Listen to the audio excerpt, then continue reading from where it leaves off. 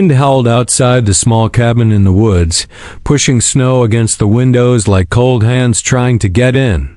Inside, a single man sat at the edge of a wooden table, staring at the empty seat across from him. His name was Cole. His beard had grown a little too long, and his eyes looked tired even though he had slept the night before. He poked at a plate of roasted turkey. It was dry and a little burnt on one side. He didn't care. He had made it just for himself, just to feel something like the old days. The radio crackled nearby, spitting out static and an occasional emergency warning.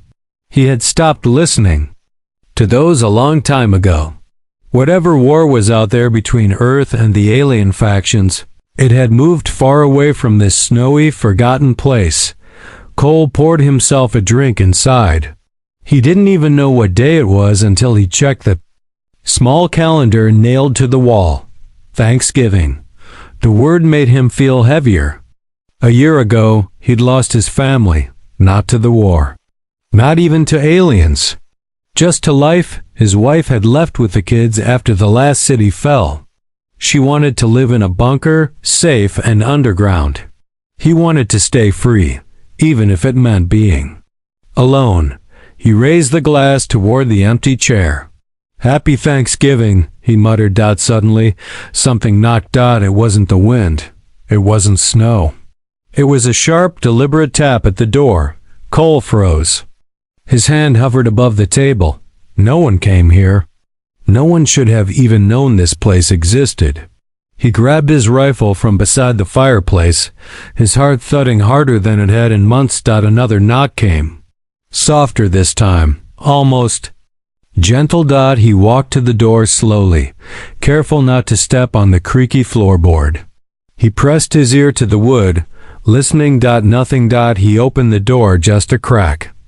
There she stood barefoot in the snow, wearing what looked like torn silver armor and wrapped in a metallic scarf that shimmered against the cold. Her skin was light violet, and her silver-white hair was stuck to her face with melting snow. Her eyes, bright teal, locked onto his with something between desperation and exhaustion. She spoke in a strange voice, the words heavily accented but understandable. "Please, I am not your enemy. I need shelter." Cole stared at her. She didn't look armed. She looked like she was about to collapse. Her legs trembled. There were bruises on her arms and dried blood near her hairline. He didn't move. "I escaped," she added. "They were going to trade me, use me. I ran. I saw the light." Cole's eyes darted to the nearby mountains. There had been patrol ships last week. Maybe she was one of theirs. Or maybe she was running from something worse. How do I know? "This isn't a trick?" he asked coldly. She looked at him with honest fear. "Because I'm freezing, and I haven't eaten in days." He hesitated. Then, slowly, he stepped aside.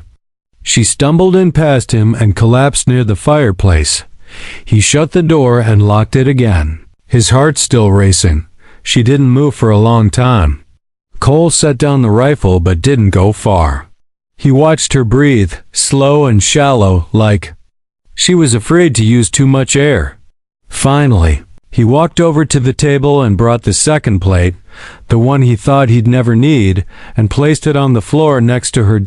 She looked up, her eyes filled with tears. "You share food?" she asked, voice shaking. "It's Thanksgiving," Cole muttered. "Supposed to be thankful." Her lips curved into a small, broken smile. She reached out and took a bite of turkey. She chewed like she hadn't eaten in a week. Maybe she hadn't. "What's your name?" he asked. She swallowed, wiping her mouth. "Talia." He sat down across the room and watched her finish the plate, one bite at a time. Outside, the wind howled again. But inside, the warmth slowly returned, not just from the fire, but from something else. Something unexpected. Neither of them knew that her arrival was only the beginning. Cole didn't know she was being hunted. And Talia didn't know that this human, this quiet man in a wooden cabin, had once been a soldier capable of more destruction than most alien armies combined. And tonight, they had just stepped into a new kind of war, one that would change both of their fates. Talia slept deeply by the fire, her body curled like a child. Cole didn't sleep. He stayed seated at the table, eyes fixed on her glowing skin. The cabin crackled with warmth, but his thoughts were cold and sharp. He knew aliens weren't to be trusted. He'd seen the sky burn with their ships, watched Earth's defenses fall like matchsticks. Yet she didn't look like the enemy. She looked broken. Not dangerous. Still, looks lied. He checked the batteries on his rifle. Fully charged. Then, without making noise, he slipped to the window and peered out. Snow swirled in every direction, but something in the air felt off. Too quiet. Too still. His instincts twitched like they used to during ambush. At sunrise, she stirred. Her eyes blinked open slowly. The first thing she did was look for him. When she saw he hadn't left, hadn't tied her down or turned her in, something in her face softened. "You didn't leave," she whispered. "I don't run from strangers on my land," he said. "Especially not ones who show up half dead and freezing." Talia sat up. She winced and clutched her side. Under her metal scarf, purple bruises climbed up her ribs. "You need medicine," he said. She nodded but didn't ask for help. "They'll come for me," she added. "If they track me here, they'll burn everything." Cole folded his arms. "Who's they?" She paused, then said, "Slavers, not military. They take females, any species, young, strong. Sell them to whoever pays most." His jaw clenched. "Why were you with them?" "I was captured," she said plainly.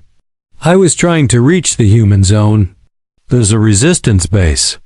I heard they accept alien defectors." Cole didn't answer. His eyes narrowed. "You really think we accept aliens?" She looked down. "No, but I had to try." He said nothing for a moment. Then, finally, he sighed and opened the cupboard, pulling out a tin of powdered medicine. "You're lucky I still stock first aid." He handed her a metal cup filled with warm water and herbs. She drank it slowly, her hands trembling. "Your name's Talia," he said. "What else should I know?" She hesitated again, then met his eyes. "I'm not just running from them. I stole something." Cole raised an eyebrow. "What kind of something?" Talia pulled out a tiny chip from under her scarf. It glowed. Faintly blue. She set it on the table. "This has names, buyers, locations, transport codes. I was used as bait, but I turned it against them. If this gets to your resistance, maybe we can stop them." Cole stared at the chip. It looked harmless, but he could feel how heavy it was by the way she protected it. "So now they'll do anything to get it back." "Yes," he sighed. "You brought war to my doorstep. I'm sorry." He rubbed his face. "What's one more war?" He took the chip and tucked it safely into his coat. They spent the next hour in silence. Cole reinforced the windows, added fresh logs to the fire, checked his comms, even though they hadn't worked in months. Talia watched him, quietly memorizing everything.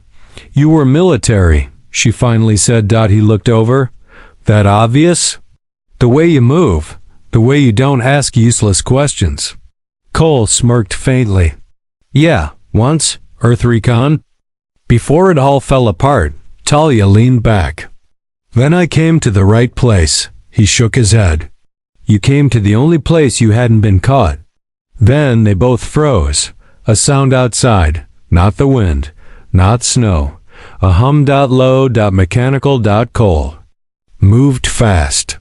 He grabbed the rifle, signaled her to stay low, and peeked through the crack in the curtains. A drone, sleek, alien, silent except for that low pulse. He whispered, "They found you." Talia's face went pale. "If it tags this location, they'll..." Send a strike ship? 10 minutes. Cole turned to the fireplace. Get ready to run. I've got something for this. She blinked. What? But he was already pulling open the floorboards. Hidden beneath the cabin was a launcher, old, dirty, but still functional. Cole connected a power cell, aimed, and whispered to himself, "One shot. Don't miss." The drone floated. Just above the treetops now. He pulled the trigger. The missile screamed upward and exploded. Against the drone in a flash of fire and sparks, Talia flinched. Cole slammed the floor shut. "Now they know we're here," he said. "We've got maybe 9 minutes now." Talia rose. "I can leave, draw them away." "You won't make it," Cole growled. "We stay. We fight." She stared at him. "You'd risk your life for me?" He loaded the rifle. "It's Thanksgiving. Everyone deserves a second chance." She smiled, just a little. "Then let's give them hell." They stood together in that quiet cabin, one human, one alien, ready for whatever came next, and far above, in the cold sky, several blinking lights had just turned toward their direction. The sky above the cabin had turned red and gold as the sun began to set, but Cole didn't stop moving. He was piling crates, chairs, and even his old steel cabinet in front of the windows. Talia helped, her motion stiff and slow from the pain. But her hands worked fast. Cole had turned quiet again, focused. His expression was like stone. Every movement he made was calculated. Years of training buried deep were now awake again. Talia glanced at him. "You really think we can fight them off?" He didn't look up. "No, but we can make it costly." She nodded. "That chip, they'll burn down planets to keep it secret." "Then it's worth more than both of us," he replied. Outside, the wind had stopped. That was worse than the drone. Worse than the quiet. Snow no longer fell. Trees no longer bent. Nature itself seemed to hold its breath. Talia looked toward the mountains. "I feel them. They're close." Cole paused. "Feel them?" She nodded. "They're called night reapers. They track by energy, sound, even heat. They send one team. At first, 2, maybe 3. If they fail, the slaver ship comes next. How long do we have?" "Minutes." Cole picked up a strange-looking device from his supply closet. It looked like a black box covered in wires and tiny switches. She raised an eyebrow. "What's that?" "EMP trap," he said. "Short range, hits hard. You built that?" "I've had time." He placed the device just under the porch and rigged it to a pressure switch by the door. Talia watched him, then quietly said, "Why are you helping me?" "Really?" Cole straightened. "Because I've seen what people become when they stop caring. I don't want to be one of them." For a moment, she stared at him, not like an alien looking at a human, but like a person seeing something rare. Then the sound came, a low buzz. No ship. No lights. Just one sudden burst of movement. Cole yanked her down. A beam of energy blasted through the wall and melted the corner of the cabin. Fire licked at the wooden edge, smoke pouring in. "They're here!" Talia shouted, pulling out a small curved blade from her boot. Cole kicked over the table, creating cover. "Stay low." He fired once direct hit. The alien body hit the snow with a thud.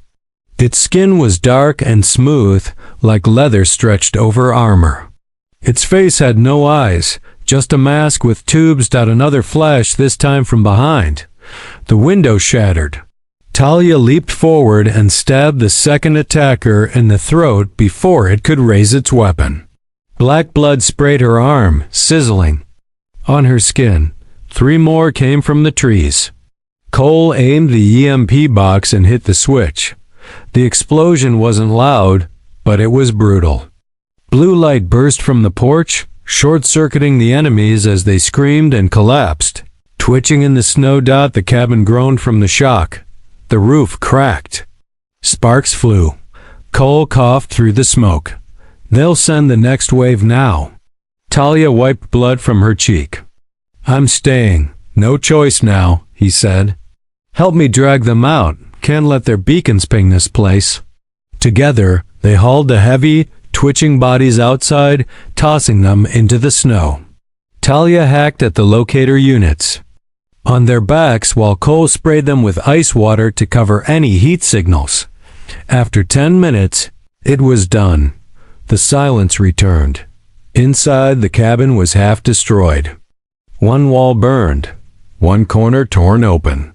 The dining table was in pieces. Talia sat on the floor, breathing hard. How long till the ship comes? Cole checked a small scanner he jury-rigged from an old helmet. The screen blinked red. 6 hours, maybe less. She leaned back. We can't stay here. No, he agreed. We can't. Talia reached for the chip, but Cole was already holding it. I'll take you to the old tunnel routes, he said. They connect to the resistance zone through the North Mountains. Underground. Cold, tight, dangerous. But better than being cooked alive by a slaver ship. She looked at him, confused. You still know where they are? He nodded once. I helped build them, she blinked. You were part of the resistance? He didn't answer. Just packed a thermal cloak, rations, and extra weapons. As he moved toward the door, Talia stood. Her body ached, her bruises deeper now, but her steps matched his. Why did you leave them? Cole paused, then said quietly, because I lost too much. Thought I had nothing left to fight for. She gently touched his arm. Now you do. They stepped out into the snow together, one human and one alien, walking toward the mountains. Behind them, the fire in the cabin flickered out. The place that once held silence, pain, and memories was now just a burned ruin. And above them, far in the sky, something monstrous began its descent. The snow had hardened into glass under the pale moon. Each step Cole and Talia took made a quiet crunch, barely louder than their own breath. Cole led the way, his eyes scanning for hidden markers. The old resistance tunnels were not on any map. They were dug by hand, buried beneath ancient forest paths, sealed off when the war seemed lost. But Cole remembered. Talia followed close. Behind, her body stiff with pain, her scarf wrapped tightly around her glowing hair. She didn't complain, not even once. That impressed Cole more than he let on. After nearly an hour of walking in silence, he stopped near a crooked tree with its roots twisted like fingers pointing down. Here, he said. He dropped to his knees and began clearing snow. Talia joined him without question. Beneath the ice was a flat steel plate, old but still intact. Cole pressed his thumb against a worn sensor. For a long second, nothing happened. Then came a soft click. The ground vibrated, and the metal door slid open just enough for them to squeeze through. They climbed down a short metal shaft. Cold air hit them like a wall. Lights flickered on, dim yellow, buzzing slightly. The air smelled of dust, old oil and forgotten hopes. Talia coughed. This place feels haunted. Cole gave a tired smile. Yeah, it kind of is. The tunnel stretched ahead like a web. Some walls were reinforced. Others were crumbling. But Cole knew which way to go. He moved with memory, with purpose. As they walked, Talia finally broke the silence. You said you lost everything. But you're still here. Still fighting. He didn't answer at first. Just kept walking. My wife didn't want the war. He finally said. She took our daughters and left for a safety zone. I stayed behind. She said I was addicted to conflict. Maybe I was. Talia looked at him gently. And did they survive? He nodded slowly. Last I heard. But I haven't seen them in years. I'm sorry, she said softly. Cole shrugged. You learn to live with silence. Then you get used to it. They kept walking, the tunnels, slowly growing warmer from underground heat vents. But something else grew, two distant sounds, scraping, shuffling, like claws on stone. Talia stopped. Her eyes narrowed. Something's down here. Cole's hand went to his rifle. Animals?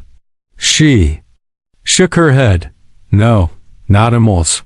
They moved slower now, cautious with every step. The sound came again, louder, closer. Then they saw it.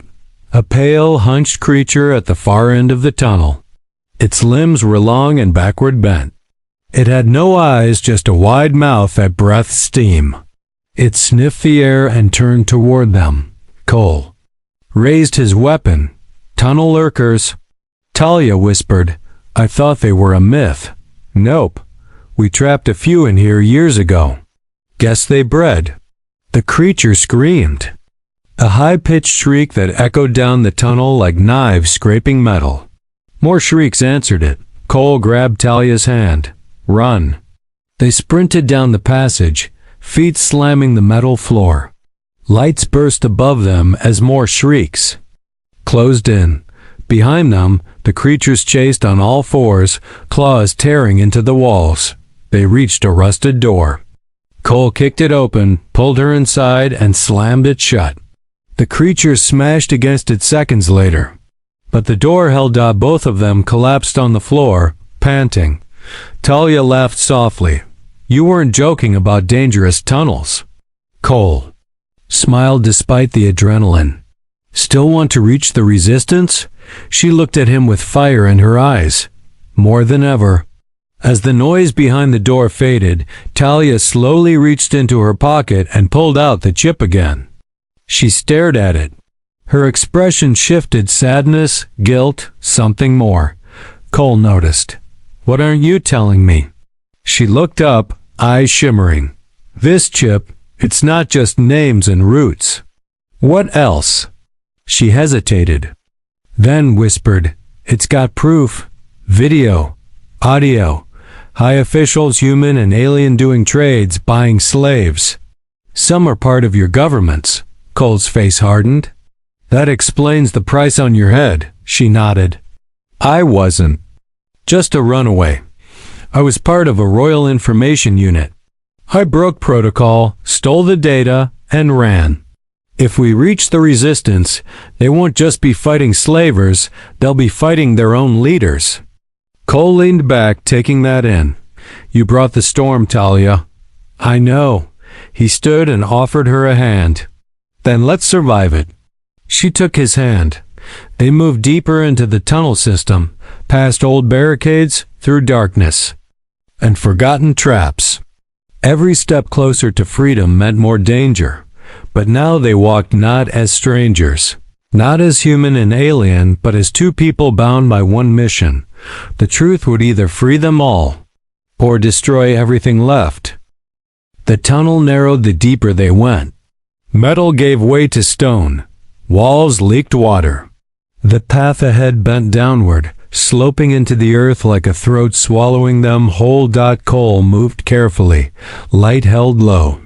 Talia walked beside him, silent, watchful. Both of them were tired. The fights, the snow, the tunnel beasts, they had taken their toll. How far now? Talia asked softly. Another mile, Cole said. Then we reach the signal room. If it still works, we can contact the resistance. Maybe arrange a pickup? Talia gripped the chip in her hand. And if they're corrupted too? Cole looked over. Then we don't give them this chip. They continued on, reaching a section that had once been a storage chamber. Old crates, broken equipment, and faded flags marked the space. Dust lay thick, but some of the crates had been disturbed. Cole stopped and raised his rifle. Someone had been here recently. He knelt and touched the floor. Footprints, heavy boots. 4, maybe 5 different sets. Talia crouched beside him. Scouts? He nodded. Not mine, not resistance. Someone else. Before she could speak again, a voice echoed from the shadows. Put the weapon down, Cole. Cole's shoulders stiffened. He turned slowly, From behind one of the pillars stepped a man tall, built like stone, wearing old Earth recon armor. His beard was shorter than Cole's, but the look in his eyes was the same. Hard, cold, tired. Reed. Cole said bitterly, "You're a ghost," Reed said, walking forward. "They said you vanished." "Died in the fall of Outpost 9. I should have," Cole replied, "but life had other plans." 4 more soldiers stepped into the chamber behind Reed, their weapons ready but not pointed yet. Talia stepped closer to Cole. "Who are they?" "Old unit," Cole said. "We fought together." Before everything fell apart, Reed's eyes settled on her. "She's the reason you're here, isn't she?" Cole didn't answer. Reed tilted his head. "You have something. Something the higher-ups are very interested in." Cole didn't move. "I told them you wouldn't hand it over," Reed said. "I told them you still had that stubborn hero thing in you." Talia narrowed her eyes. "You're with them, with the traitors." Reed gave a thin smile. "I'm with the survivors. The ones who know how the real game is played. Peace doesn't come from truth. It comes from control." Cole stepped in front. "Of her, you know what's on the chip?" "Enough," Reed said. "Enough to burn every treaty, every alliance. Enough to bring total war.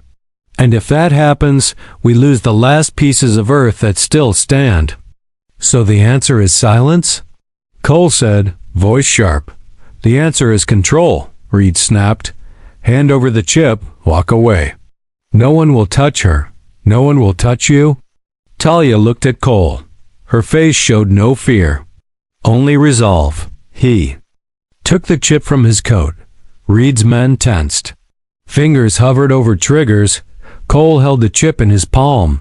He looked at it, then looked at Talia. Then, without warning, he crushed it under his boot. The room fell silent.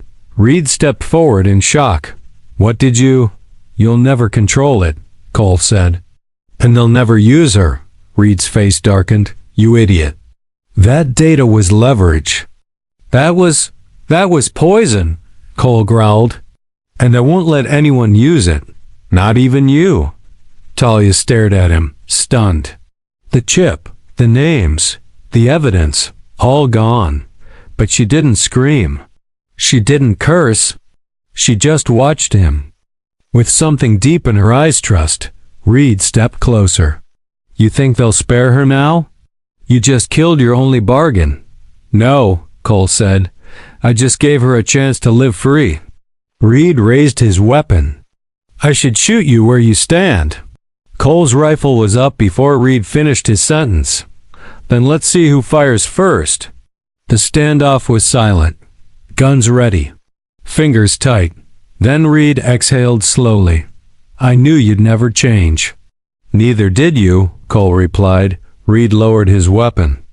"We're leaving. We never saw you." He turned. His men followed, silent. No one looked back. When they were gone, Talia finally spoke. "You destroyed it, all of it."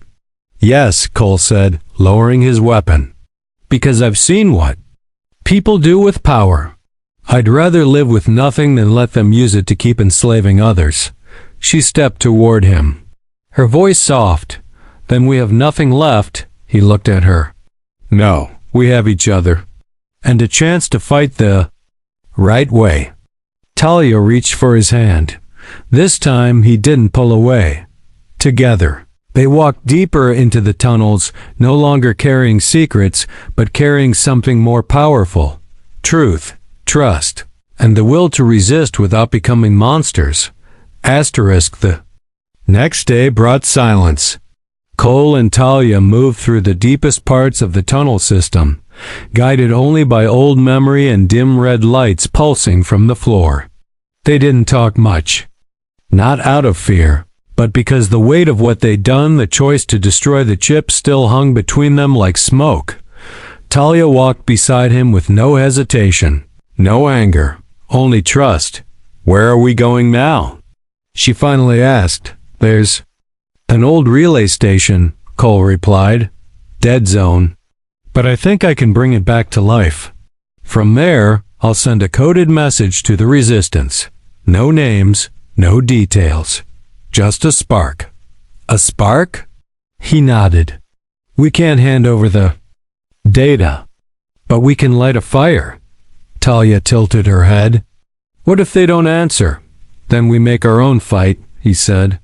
One target at a time. Hours later, they reached the relay station, an underground room buried beneath tons of stone built long ago during the first wave of war. The place was in bad shape. Wires hung like vines, consoles were cracked, and dust covered everything. But the core was intact. Cole worked in silence, connecting power nodes, repairing fused circuits. Talia helped where she could, handing him tools, clearing panels. Watching him work reminded her of old stories about Earth warriors, strong, quiet, determined men who kept moving even when the world collapsed. After nearly 2 hours, the lights blinked to life. A small screen flickered. Cole entered a code he hadn't used in years. The message was simple. This is a voice from the frost. We are alive. The enemy walks in disguise. Burn their chains. The fight is not over.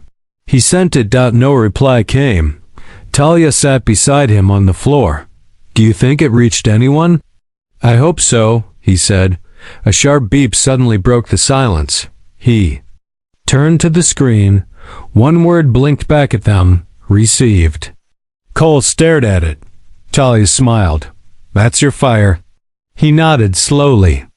Yeah, now we make it count. They planned for 2 days, using old maps and half-broken scanners. Talia marked the paths used by slaver dropships. Cole found a route that would take them to a small trade station, a black market port used for silent transport. That's where many captured victims were handed over, right under the noses of neutral factions. If we strike there, Cole explained, we can hit their cargo routes. Free some of the ones they've taken, and send a message. Talia tightened her scarf. I'm ready. They left the tunnel system under nightfall. The sky was clear, stars shining like needles across black velvet. It was the first time either of them had seen the open sky since fleeing the cabin. They traveled across frozen hills, through dead forests. It took another full day to reach the outskirts of the port. Cole studied the guards, patrols, and the layout. It was lightly defended. These places weren't meant for battle. They were meant for silent deals. This place is run by credits, not guns, he said. Talia's eyes locked on the fenced area where prisoners were kept. They're inside. Let's bring them out, he said. They moved at night. Talia climbed the walls with agility Cole had never seen before. She disabled the alarm silently, then signaled. Cole crept inside from the back, planted flash bombs near fuel lines, and cut the power to the outer gates. When the power dropped, the port fell into chaos. Guards ran, shouting. Lights flickered. Then came the blasts, bright, controlled flashes that sent plumes of fire into the sky. Talia jumped down into the holding pens, her blade flashing. Cole covered her from the platform, disabling slavers with precise shots. One by one, the captives were freed: alien women, younglings, and even one human girl no older than 8. Go! Talia shouted, leading them to the exit. Cole covered the rear. He stayed behind as Talia got them clear, then ran to the main control tower and dropped one last explosive charge at the base. The structure fell in flames. By dawn, the entire port was burning. They fled into the wilderness with the rescued group. Some cried, some whispered blessings in alien tongues. Some just stared at Cole like he was something from legend. He didn't speak, just kept walking. That night, the group set up camp near a ridge. Talia sat beside Cole, her arm lightly brushing his. You said you were alone, she whispered. But you're not anymore. He looked at her. Her face glowed in the firelight, eyes full of strength. No, he said, I'm not. She leaned into him, not for warmth, but because it finally felt safe. The ridge looked out across the burned port, now only smoke and twisted metal. In the valley below, the freed captives huddled in blankets, whispering in many languages. Cole stood alone at the edge, scanning the horizon. His rifle was strapped across his back, but his hands rested by his sides. Talia approached quietly. "We saved 32 lives." He nodded. "Not enough." "It's a beginning," she said gently. Cole didn't reply. He was thinking of the message he'd sent from the relay. The resistance had replied, yes. But that wasn't the end. It was the beginning of a war that would rise from the ashes of the lies Talia's chip once held. Now, there were no more files. No more proof. Only people and a flame that couldn't be erased. Behind them, the girl the human child tugged at Talia's cloak. "Are we going to a safe place now?" Talia knelt. "Yes, there's a new path." Cole turned. "We'll take them north. There's an old outpost there. We'll build something new." Talia smiled. "Then this time, we choose who we become." They led the group for 5 days through broken lands and frozen ground. Some were too weak to walk, so Cole carried them. Talia took watch at night, her eyes glowing faintly in the dark, like a guardian from a forgotten tale. On the 6th day, they reached the old resistance outpost. It was buried in the hills, overgrown and silent. But inside, the generator still worked. The walls still stood. And hope, real hope, began to grow. Cole and Talia rebuilt it by hand. The others helped. The young ones cleaned. The stronger ones hauled equipment. Slowly, it became a shelter again. Then came the first signal. A faint pulse through the comms array. A voice cracked with static, but unmistakable. "Cole, if this is you? We saw what you did at the trade port. You're not alone." Talia looked up from the console. "They saw?" He nodded. "Good." Another voice came through, this one alien, smooth, full of emotion. "You saved my daughter. I owe you. We will send aid." Talia touched her chest, eyes glimmering. "They're coming." Within days, the outpost became a haven. One by one, rebels arrived. Survivors, fighters, humans and aliens together. Not for politics, not for revenge, but to protect the ones the slavers had forgotten. To build something that couldn't be bought or sold. On the 7th night, anew. Fire burned in the courtyard. Around it, children laughed. Adults ate quietly. There was no feast, just simple food. But it felt like a celebration. Cole sat alone at the edge again, watching the sky. Talia joined him. She sat close, not saying anything for a while. Then she asked softly, "Do you ever miss it?" He turned. "What? Your family?" His face tightened. "Every day." She didn't press him. Just listened. "I used to think I had to choose between fighting and protecting them," he said. "But maybe the best way to protect them is to fight for everyone." Talia reached into her scarf and pulled out a small object. It wasn't the chip that had been destroyed. It was a holostone. She pressed it gently. A small projection flickered to life, images of her world, her people, her family, her mother, her little brother. A home she might never return to. "They think I'm dead," she said. "But if I live well, maybe that's enough." Cole took her hand. "You've done more than live. You've changed everything," she smiled. "So have you?" The wind was cold that night, but no one felt it. The warmth from the fire, from the voices and stories, was stronger.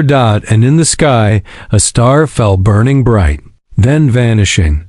"Make a wish," Talia whispered. Cole didn't speak. He just looked at her and the people around them.